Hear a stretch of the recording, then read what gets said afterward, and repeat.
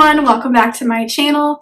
So if you guys were here last week, we did a video on dating in 2020 and the relationship advice that we have for dating in today's age. So today we're going to go into part 2 of dating in 2020. So if this is something that you're interested in, please keep watching. So last time we kind of ended the part 1 with a little bit of a serious topic, so we'll try and keep it a little bit more lighthearted this time. Kicking it off with exclusivity. So pretty much staying exclusive. So when you start dating, you get in the dating scene.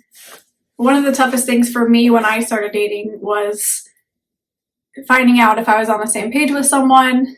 Again, if you don't have good communication with the person that you're dating, you're not going to know where you're at in the relationship. And for me, I found out that a lot of the guys that I went on dates with just wanted to date and not really get further than that. And we're okay with seeing other people, seeing more than one person at a time. And I think you need to set the boundary of knowing where you're at in your relationship at all times. Yeah, and for me, I think I was always exclusive with my dates. I never dated around. And I think it was just because I was in relationships where the other girl was dating someone else. A lot of times I didn't even know about it. But when I found out about it, it kind of hurts way more. But even if you're kind of open to the idea of your significant other dating someone else or you dating someone else, it's going to cause problems no matter what. There's always going to be jealousy. There's always going to be, you now have to split your time between this person and the other person. So, I mean, if you want to date multiple people, again, we're not here to tell you you can't, but it's just going to cause a lot of problems and probably confusion as well, because, I mean, you're not on The Bachelor or The Bachelorette. So, our cat is fighting you. Luna, please stop. I love you. Hi. You want to be in our video? No. Hi, you're so pretty. Okay. And when it comes down to meeting the family, again, it's going to get confusing if one weekend you bring one person over to meet the family and the next weekend you bring someone completely different. So keep it simple. Date one person. If it doesn't work out, it doesn't work out. Go find one other person. But combining the two just is going to make things way harder for you. And you'll end up getting hurt. And they'll end up getting hurt. Yep. And then you'll be known as that person who dates around with multiple people and no one's going to trust you just to date exclusively. So last time in part 1, we touched on some expectations of dating. We're going to go ahead into just a few more expectations because, again, everyone has different expectations. And I think the biggest one is don't expect your dating to be like in the movies and in the TV shows where it's all scripted and you got actors and you got different takes. It's a raw experience, and go with the flow. Go with being yourself and let the other person be themselves. It's important to remember to have high standards and stick to your guns, stick to what you believe in, but don't make them so unobtainable that no guy is going to be the right guy for you. I mean, I know a lot of women sometimes have lists of their ideal guy, and it's nice to, check those off sometimes, but in reality, most of the time, no one person is going to check all those boxes, and you really just have to go with your feelings. And if they feel like the right person, if they feel like there's someone that you can see in your life that would be good for you, for your future, your family, then just go with that. Don't rely on what you want in someone to blind you from dating someone that's good for you. So something to expect in your dating is obviously expect the respect. Expect the loyalty, expect the one-on-one time, expect the going out and having fun and being yourself. I think it's extremely important. The first couple is expecting respect, because if the person's not going to respect you, meaning if they're going to go off and do stuff that upsets you or something that they do, triggers you in a way that brings up bad feelings, you have the right in the relationship and when it comes to dating to set those expectations. So I know one of the biggest things with our dating was I wanted to respect your morals and your how you felt. So a big part of when we were dating was I wanted to make sure that I respected, how you felt and your goals and, where you wanted to see us. And so even though it shouldn't be an expectation for someone to change, because a lot of times if someone acts the way they do, they're not just going to change for one person. But it is possible to change, little things about yourself that, cause stress in a relationship. So always just take a look out for those. But I would say the biggest one is expect respect in your relationship. And that goes for how you speak, how you act, how you are physically, how you are mentally, emotionally, and all that stuff.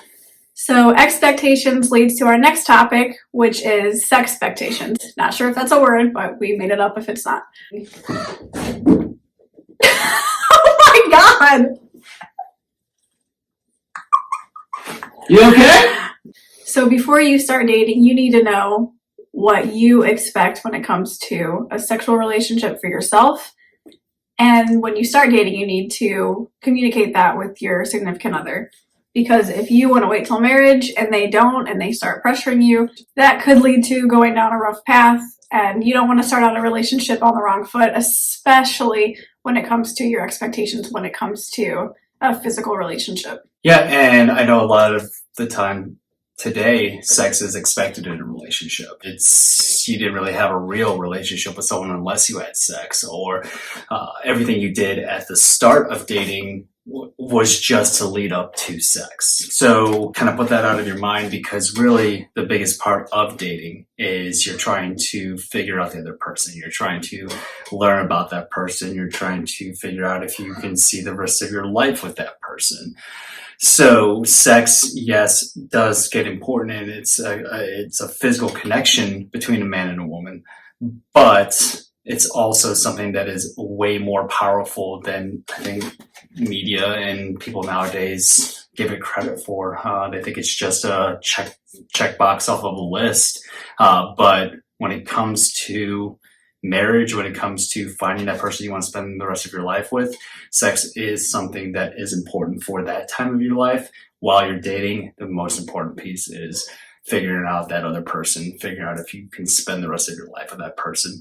And then when you're ready to, I would say, when you're ready to you decide you want to spend the rest of your life with that person, then I would say it's a time where you want to really start having those serious talks about sex and its expectations. And making the decision either way is up to each individual couple. So what we're saying, you may not agree with what someone else is saying. We may not agree with. It just depends on your own personal relationship. So you have to do what's best for you and what you want. And again, you have to make sure that your significant other is on board with your decision and respects your decision again. I know just from my dating history, it seemed to be expected in a lot of relationships I was in. And as a woman, you have to put your foot down, because a lot of men do expect it, and it can be really frustrating. And especially when you're young, that can cloud your judgment, cloud what you feel, and then you may feel pressured. So just always stick to your guns, always stick to what you really want in a relationship. So growing up in our dating experience, we were both wanting to wait to have sex before marriage, but life happened, and we made the decisions we made, not looking back and regretting anything, but it definitely was something that was on our minds growing up. But then when we got together, we actually found way more value in the conversations we were having, the time we were spending together, the places we were going, the people we were meeting, our friends becoming friends, and all of us just hanging out, but mainly us growing together, that it didn't become the top item on the checklist that we wanted to check off before we got married. That ultimately brought us closer, and we were able to really get to know each other before we got married. Yep.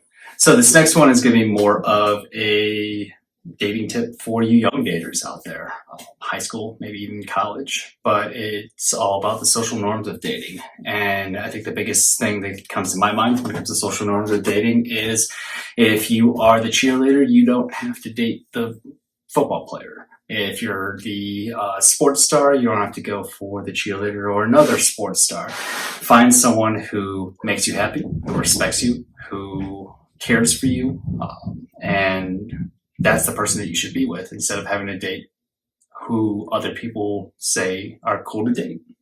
And then social norms for me when I was dating was feeling like I always had to have a boyfriend.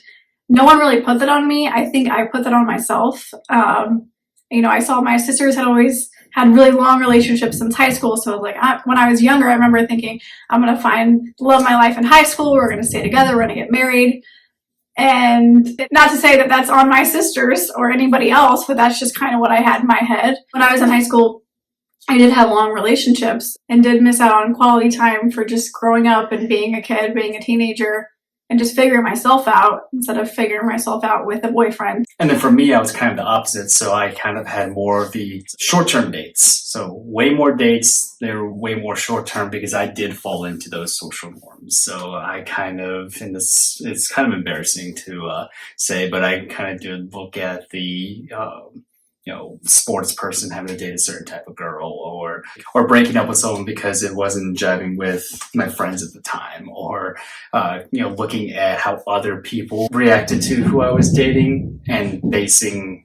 Dear Lord, guys, they're so loud. Jeez, guys, you okay? She just pounced on him. When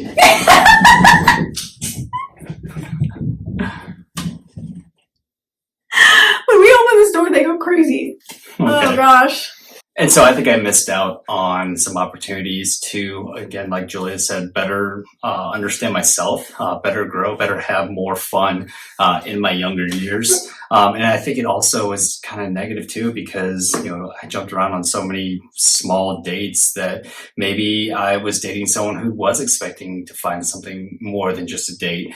And I was the reason why maybe they had a bad experience in high school. So it's something that I still think about, but again, obviously I'm married to you, so I don't have to worry about all the girls I dated in the past. But it's just something to keep in mind because nowadays it feels like there's so many expectations on kids when they're dating nowadays, and you may even have that family member who asks, "Oh, why aren't you dating?" or or "Where's this person?" or "Who's this new person?" But ultimately, it just comes down to forget the social norms, date how you want to date and look to build yourself up and have fun, especially when you're younger, because dating just gets so much more complicated as you get out of high school and get out of college and get into your young adult years. So the last topic that we're going to talk about is dating with a moral compass. When you're dating, it's very important to stick to your morals and your beliefs and your values. But it's also okay to go on a date with someone, find out what they believe. If it's different than what you believe, maybe just sit down, have a conversation, learn about what they believe. You don't have to shut the door in their face because you guys believe two different things. It's part of growing up is learning and communicating. And when we first started dating, our religious beliefs weren't exactly the same. They were very similar, but we were able to, again, communicate and talk about our religious beliefs, which eventually led into how we want to structure our household and what we want to teach our children in the future. And obviously with the election coming up, politics is another thing where it comes to aligning or dating with a moral compass. So if you feel strongly towards one side and you struggle with talking with people who align towards another side, then you're probably looking at dating within your own political views as well. But again, it's not impossible for two people with different or opposing political views to get together and date and even get married. I have family members that meet that demographic, but it's important. And again, I think the biggest thing to take away from dating with a moral compass is if you have your morals and your virtues, your feelings and your thoughts, and you don't want anyone else to negatively affect that, then you need to be really selective in your dating. And if you are going to date someone who has opposing views, then communication is key. You have to sit down, you have to have that talk, you have to maybe even let yourselves kind of be in different parts of the house during election season. So it's always something to keep in mind. And I did date someone that we didn't share the same political views. And while that's a small portion of your relationship, it leads into your beliefs, your values. I mean, that we found out it led to a lot of arguments because we didn't have those same beliefs and we couldn't get on the same page because we believe what we believe and we're stuck on our ways. So, I mean, it could work out, but it might be hard. And I dated someone with very similar religious views. There's just some things that she viewed as incorrect or that you shouldn't do, where, again, I didn't view it that way. Drinking was one of them. And I actually missed out on having my first legal glass of wine or glass of bourbon with my grandfather. And that I still think back to that. And maybe if I had taken myself out of the equation sooner, then that wouldn't be something that stuck with me. But again, it was a learning experience, and you could even find yourself learning something new from someone who doesn't have the same point of view. Surround yourself with people with different points of view.